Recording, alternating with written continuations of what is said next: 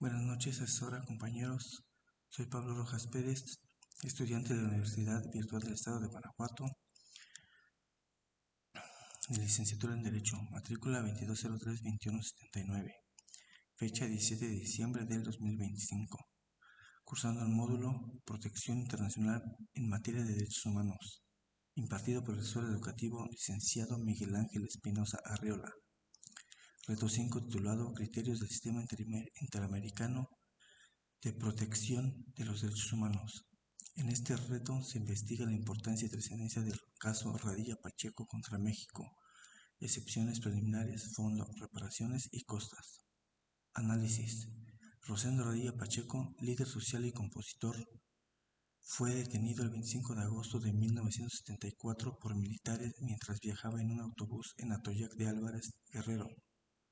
Tras su detención, fue visto en el cuartel militar con señales de agresiones físicas. Desde entonces permanece desaparecido, convirtiéndose en una víctima emblemática de desaparición forzada durante la llamada Guerra Sucia en México. Las autoridades remitieron la investigación a la jurisdicción penal militar, la cual no realizó acciones efectivas ni sancionó a los responsables, pese a los múltiples recursos promovidos por sus familiares. Los familiares, acompañados por organizaciones civiles como la Comisión Mexicana de Defensa y Promoción de los Derechos Humanos y Asociación de Familiares de Detenidos Desaparecidos y Víctimas de Violaciones a los Derechos Humanos en México, acudieron a la Comisión Interamericana de Derechos Humanos, tras 27 años sin obtener justicia interna. El Estado mexicano alegó falta de agotamiento de recursos internos. Sin embargo, en 2005, la Comisión Interamericana de Derechos Humanos determinó que la ineficacia mostrada durante 31 años permitía continuar a la fase internacional. El 13 de marzo de 2008, la Comisión Interamericana de Derechos Humanos presentó el caso ante la Corte Interamericana de Derechos Humanos, solicitando la declaración de responsabilidad internacional por violaciones a los artículos 3, 4, 5, 7, 8 y 25 de la Convención Americana y por incumplimiento del artículo 2. Análisis de los razonamientos expresados por la Corte Interamericana. 1. La Corte concluyó que la desaparición forzada de Radilla violó los derechos a la vida, el reconocimiento de personalidad jurídica, integridad personal, libertad personal, así como los derechos de sus familiares a la integridad personal y al acceso a la justicia. 2. La falta de investigación efectiva. La Corte sostuvo que México incumplió su deber de investigar, juzgar y sancionar.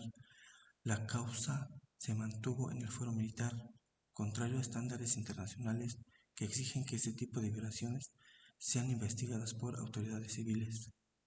3. Improcedencia de la jurisdicción militar. Fue una de las decisiones más trascendentales.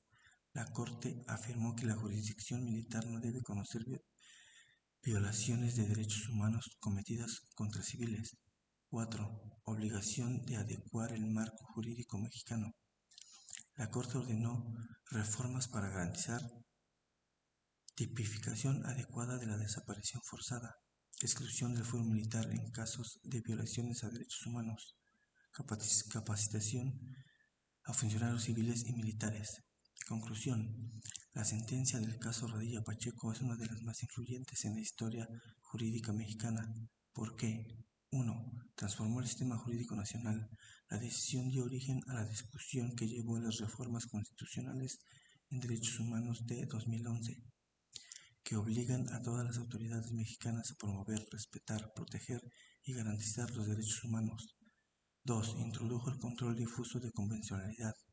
Derivado de esa sentencia, la Suprema Corte emitió el precedente Varios 912/2010, estableciendo que todos los jueces deben aplicar los derechos humanos contenidos en tratados internacionales.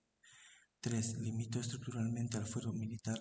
Se estableció la prohibición de que la jurisdicción militar conozca de violaciones a derechos humanos contra civiles.